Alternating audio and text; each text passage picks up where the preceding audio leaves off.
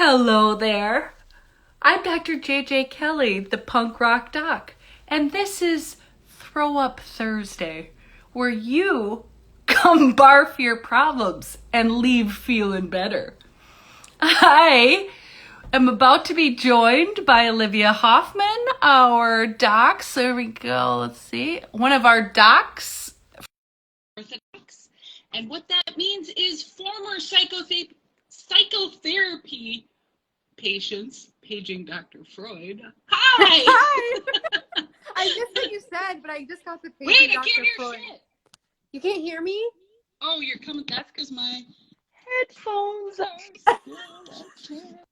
There we go. Hello, Olivia. Oh, hello? Hi, there we go. How are you?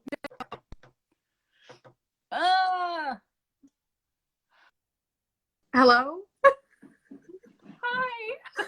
Are we good? I hope so. We have some growing pains since we didn't do last week, so we just got to ease back into it. Dude, completely my fault. So sorry about that. No. I was already in the East Coast time zone, so I was adjusted to the time zone, but it was my first day in Ohio, which is never a good idea to have anything scheduled with the first day Sam and I get together. Yeah. Because it's just going to be a crazy day. No, I assumed you were just having fun. I was. But I was proud of myself, character growth, because I did not worry that you were dead. I was like, oh, she's out having fun. Well, so, good for you. Yeah, love that. Character growth. I myself felt guilt because you have said before, I look forward to this all week. I was like, I'm an asshole, which is just a thought. We validate the feeling of guilt. Plus, I missed you. I know, I missed you too. It's been a while. It has. You know, do you think that was justified guilt or unjustified? Because there's a difference. What a good question. I actually think justified because I fucked up. If I had canceled beforehand with you, then I think that would have been unjustified guilt because it didn't violate my values. And though it's not a huge deal, I still think that since I had planned to do it and I just fucked up, that's justified guilt because it matches my values to say, I feel guilty for making a mistake. Did everybody get that? Take notes. An unjustified guilt. An important one, definitely. It is because oftentimes we behave according to our values and we still feel guilty. That's the kind of guilt you want to get practice feeling so that you build your tolerance to that kind of guilt, because that kind of guilt is gremlin bullshit and you want to get rid of that, so you practice it over and over. Literally, the way we get rid of unjustified guilt is go do that thing that makes you feel guilty all the time. Yeah. Like if saying no makes you feel guilty and like, oh my God, I'm a horrible person, then you just have to say no more often. Yes. Well said. Excellent. So, what did I miss? How you been?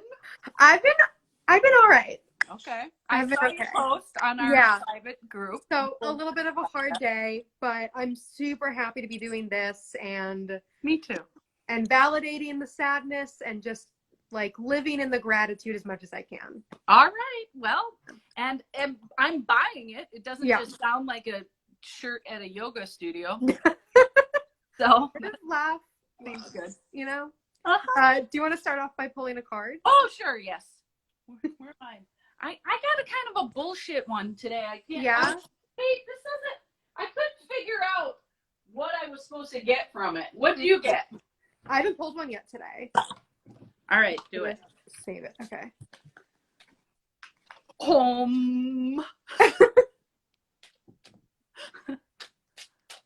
Oh, okay. Oh, I got the same bullshit one. You got the same one? Damn it! It's not bullshit. I'm bullshitting. Which one is it? I'm not telling.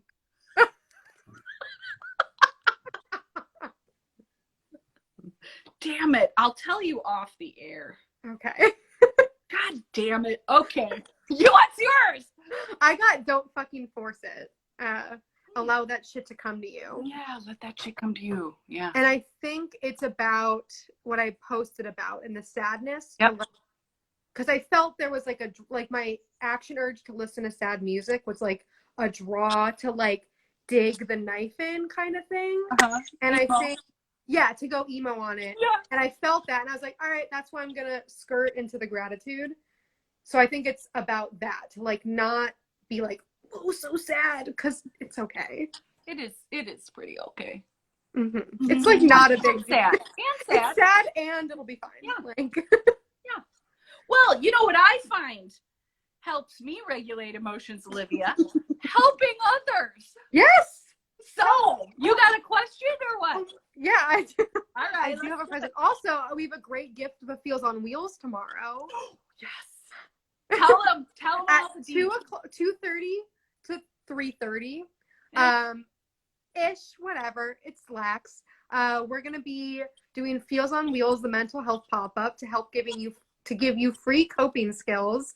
We'll be outside the Safeway on College and 63rd. It's gonna be fun. We'll be dancing.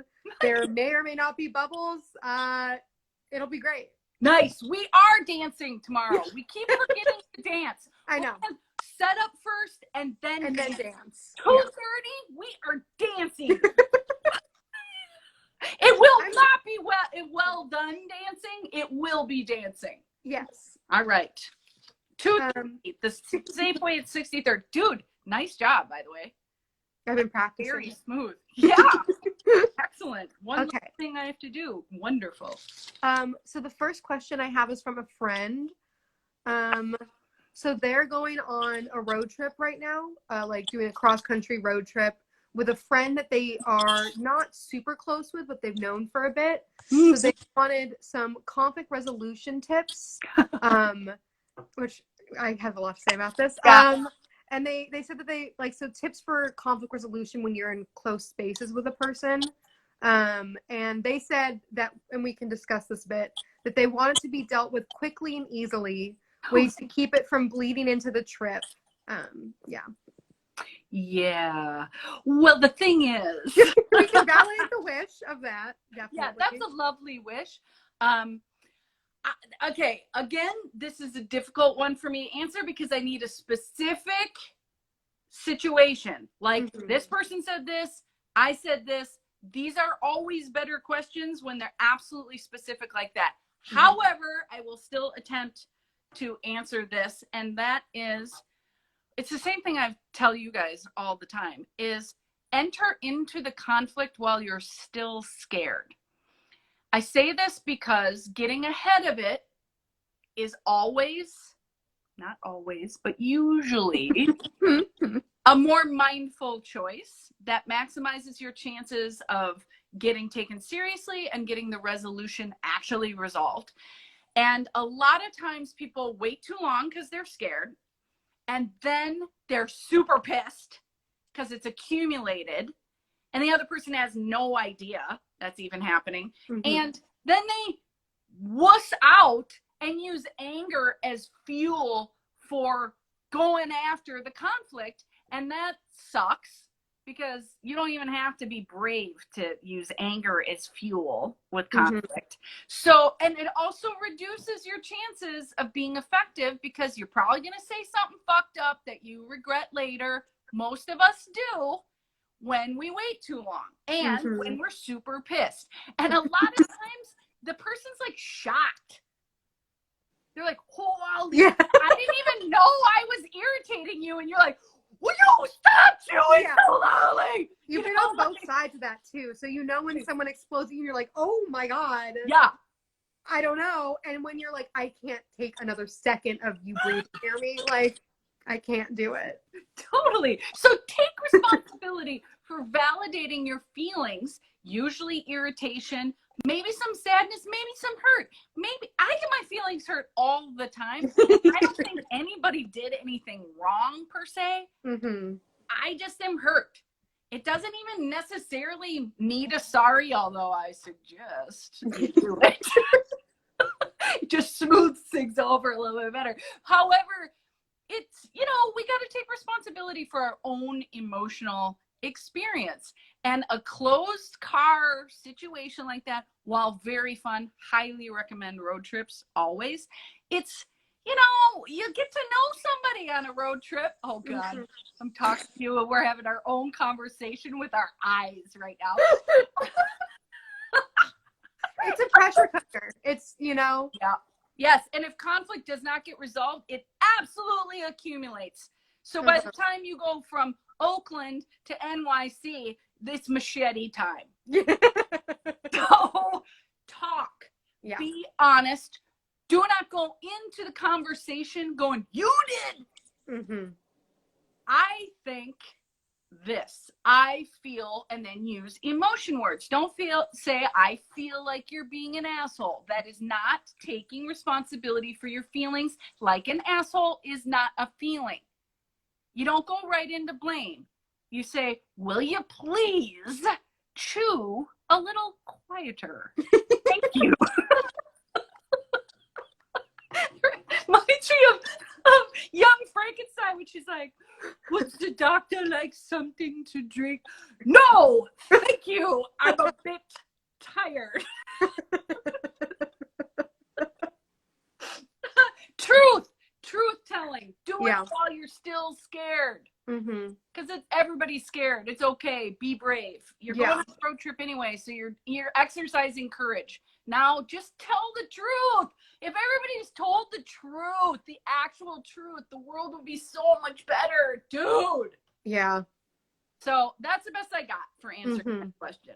I think that ties into the justified and unjustified guilt as well. Do tell, Olivia. You could feel some unjustified guilt for putting up boundaries, or like, oh, I'm causing a problem. I'm doing this. I'm doing that. It's another great example of when it's important to, like, when you feel fear, to move towards that fear most of the time, I think. Yes.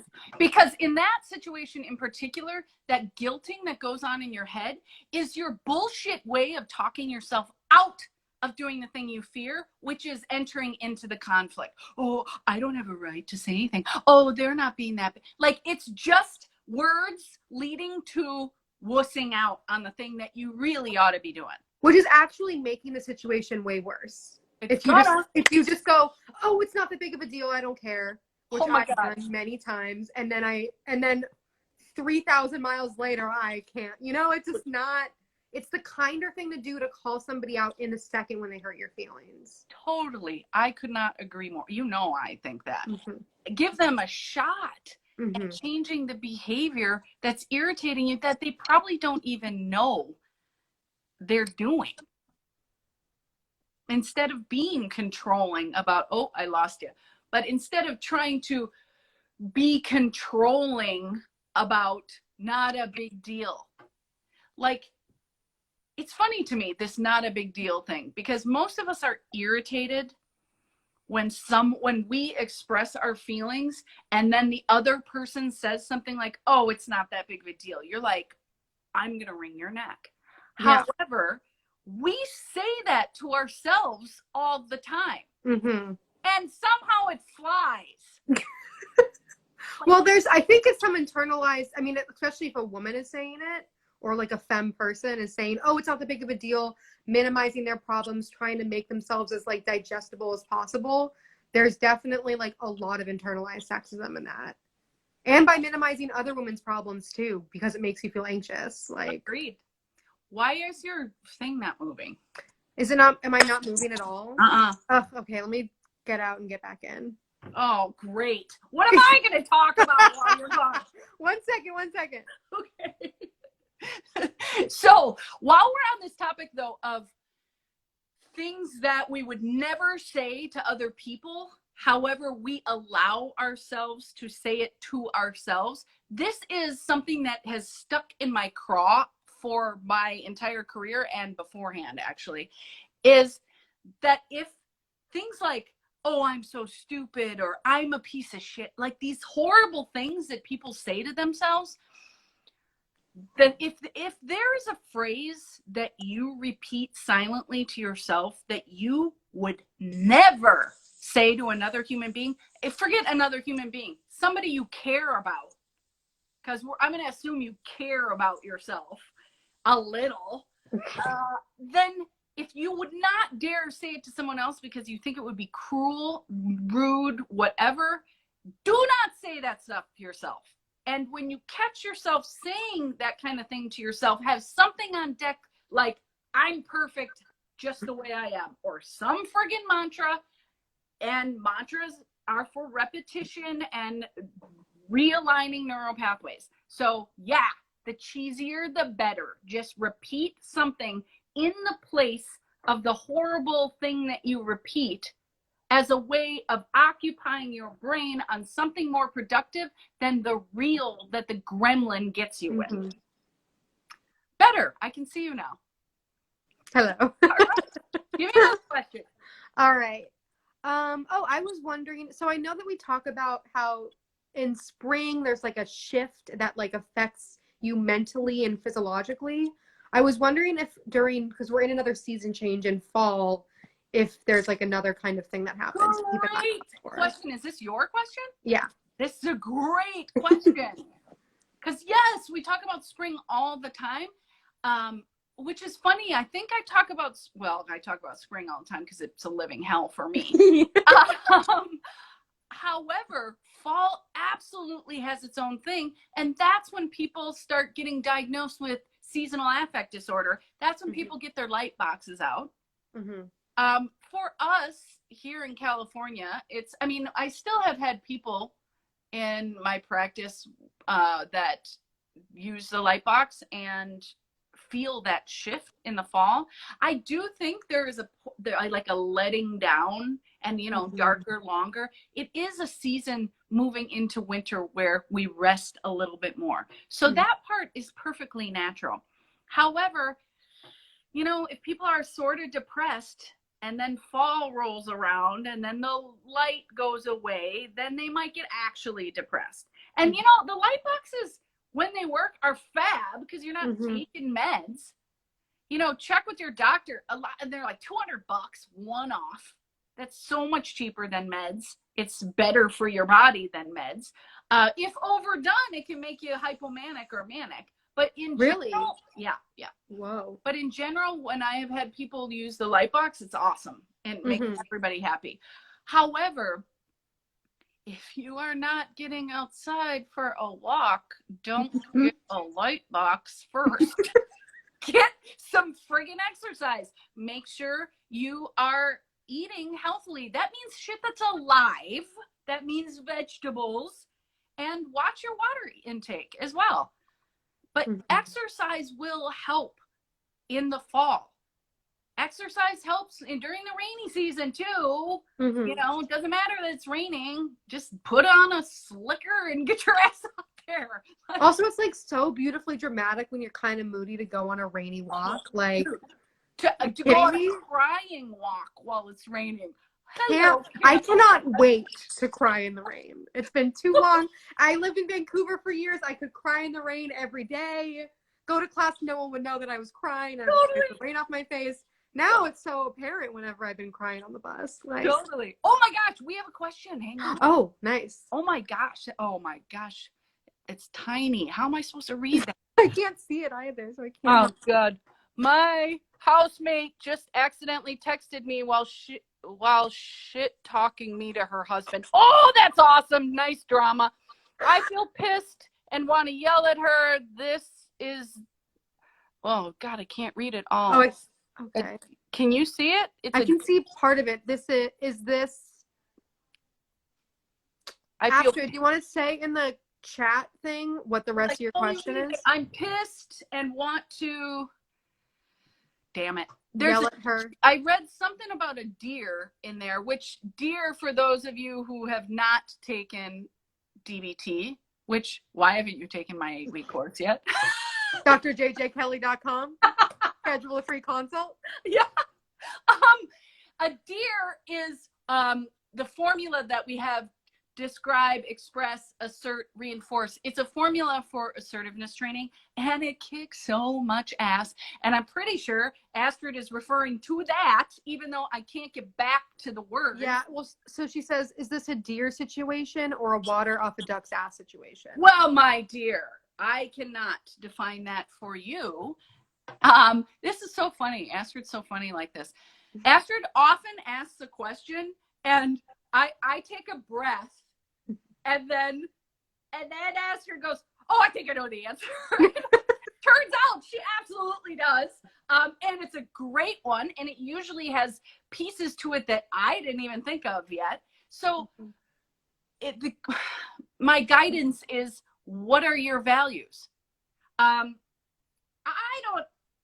I am going to guess that you're wishing it's a water off a duck's ass situation, because it's I mean, at first reading, I would probably address that. And you're not me, so if you don't, it doesn't mean you're not courageous.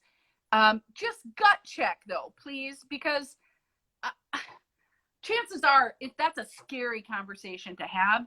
And your gremlin's going to try to talk you out of that, because fear's a liar, and tell you, oh, this is just, and then use my words, water off a duck's ass, to try to say, oh, I don't need to have this confrontation. My favorite, when you guys use my words against yourselves. Oh,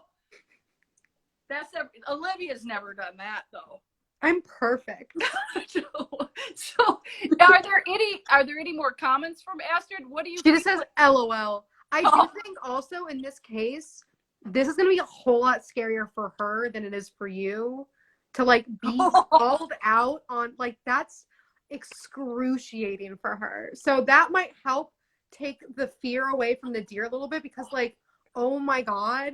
So delicious. Dude, So I good. live for shit like that. It's like, it's almost like the fact that she did that is like her fucking comeuppance to be like, you suck, and I have proof that you suck. Dude, like, you could wait a day on that shit too. She's gonna be like, figure it out. Dude.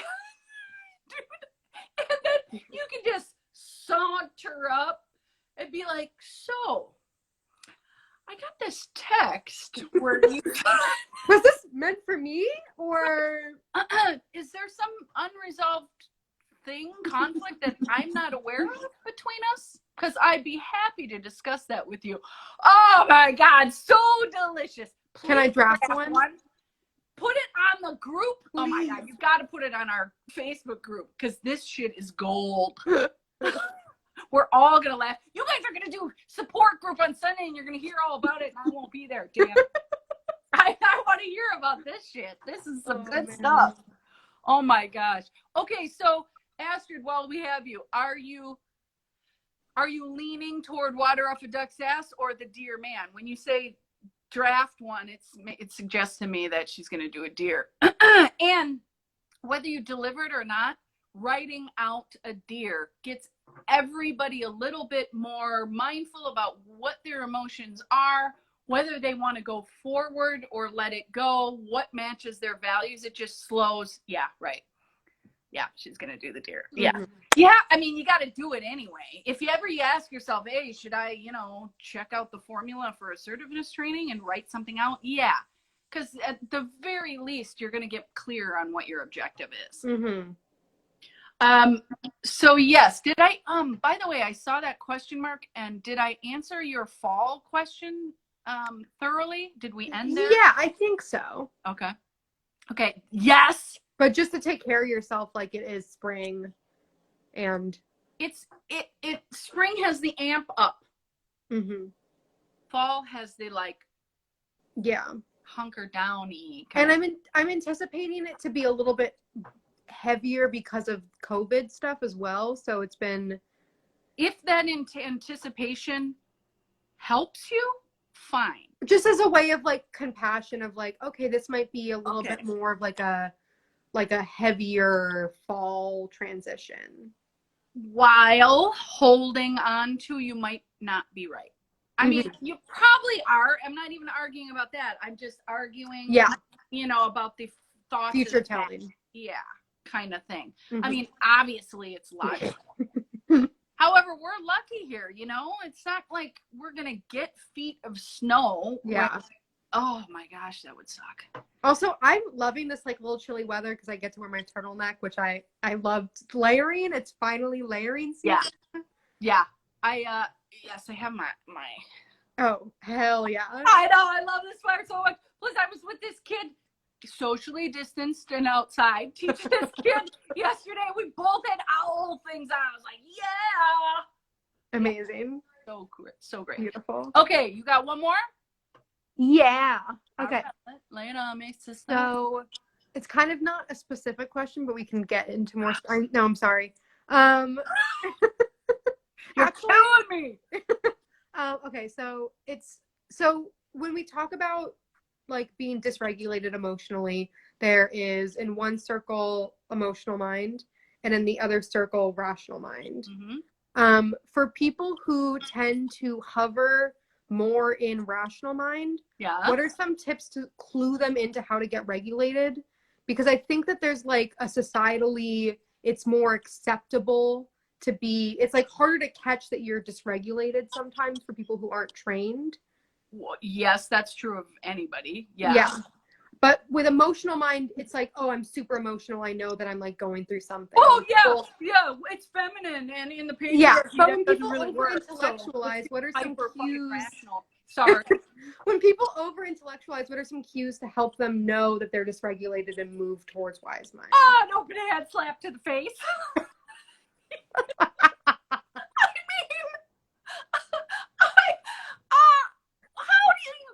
Dude, what am I, a freaking magician over here? How do you get a person whose defense structure rests solely on intellectualizing? Well, I myself like to humor shame them as a disruptor to their bullshit, because sounding smart doesn't make you smart. And it's not at all smart to deny emotions as a human animal that has emotions. Dude, that is so obviously patriarchal. And it hurts men, too. Because the only fucking emotion that they're allowed to feel is anger. Mm-hmm. They're scared, too. They feel joy and love, too. When I say patriarchal, I don't want to get any fucking messages about this, because it hurts men too. And when I say the patriarchy, I just mean an unbalanced society that leans more toward the masculine and fucking disregards the feminine and all the great things that come with that, including women or female-bodied people. Anyway, what was the question even? The question okay, are you protecting somebody with this? Well, it was just based off of a conversation that I was having with somebody, and we were talking about how they hover more towards intellectualizing. And so I thought it would be helpful to like talk about certain ways in order to like clue in that they are intellectualizing in the moment. Do they understand that intellectualizing is a defense mechanism? Yeah. So why do they keep doing it?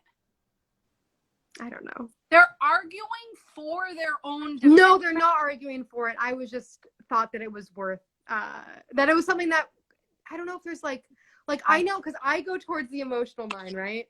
And it's, I think, maybe easier to tell when you're dysregulated because you're like, I don't know. Well, a little more. I mean, honestly, some people are real primitive in their understanding of their emotional experience. Mm-hmm. And over the years, what I just start to do with people is have them print out a list of emotions. I mean, really, or the wheel, you know, this shit is all over the internet now. And I do that thing where I like think and feel, and just because you say feel, don't make it feeling. And I catch them in the moment as we're talking in a therapeutic situation, not a social one.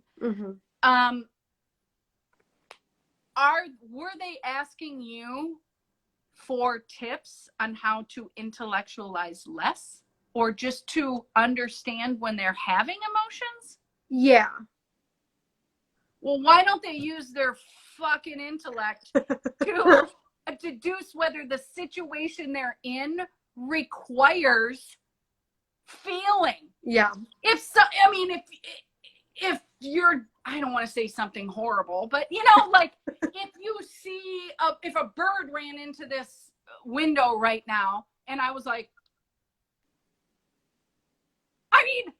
yeah.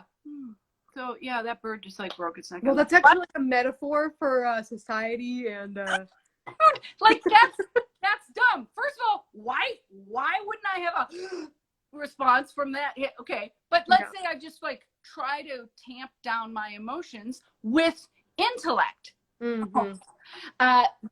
That is not effective long term. Mm-hmm. You do that enough and it's going to come out weird in some way. However, let's say someone you care about it gets hurt or goes through something that is really hard for them and you care about them. If you don't think you feel anything, that's probably not accurate.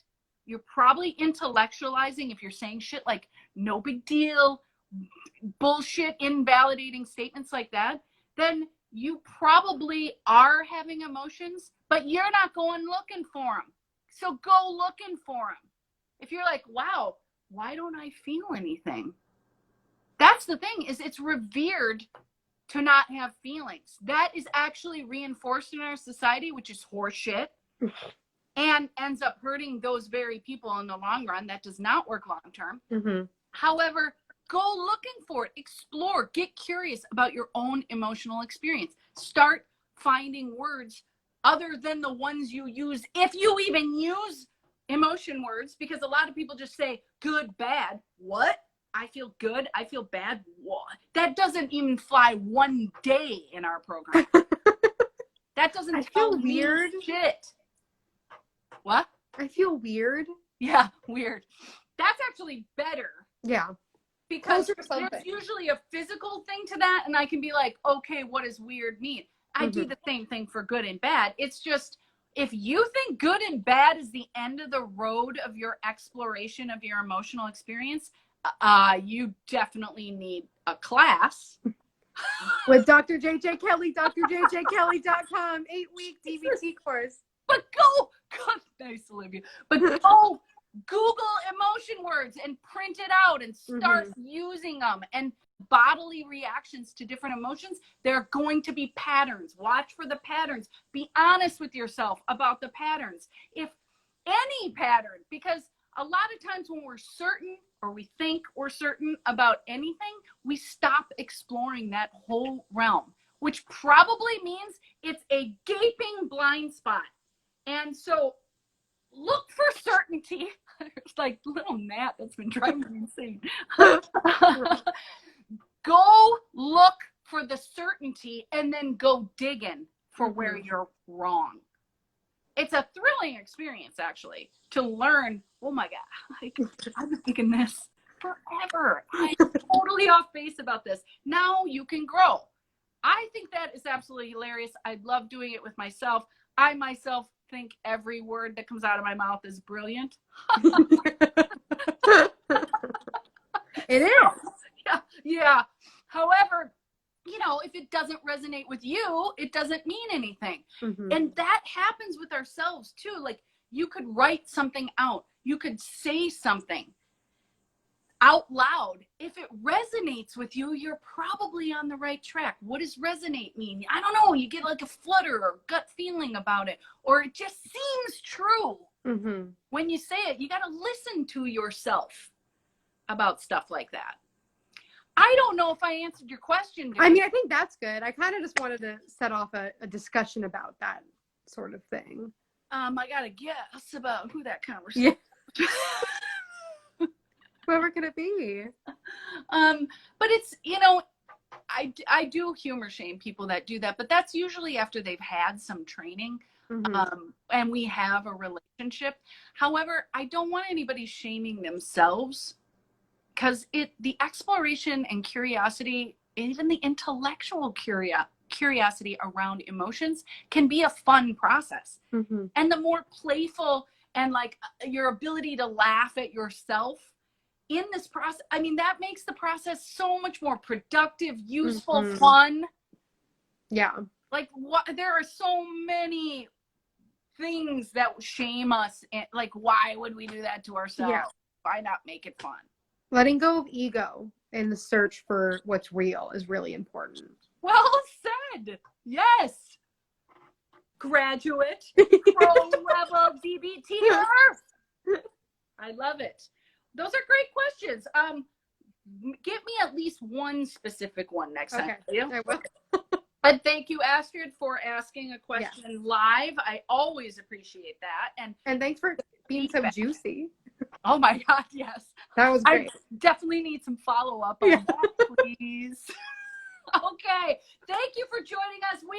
Tomorrow, we will be across from Southie. Hi, Javier. We will be across from our friends at Southie and Wood Tavern on College, just south of Alcatraz at the Safeway for Feels on Wheels, our community outreach. And we are giving away free coping skills every Friday at 2:30. See you there. Bye. Bye.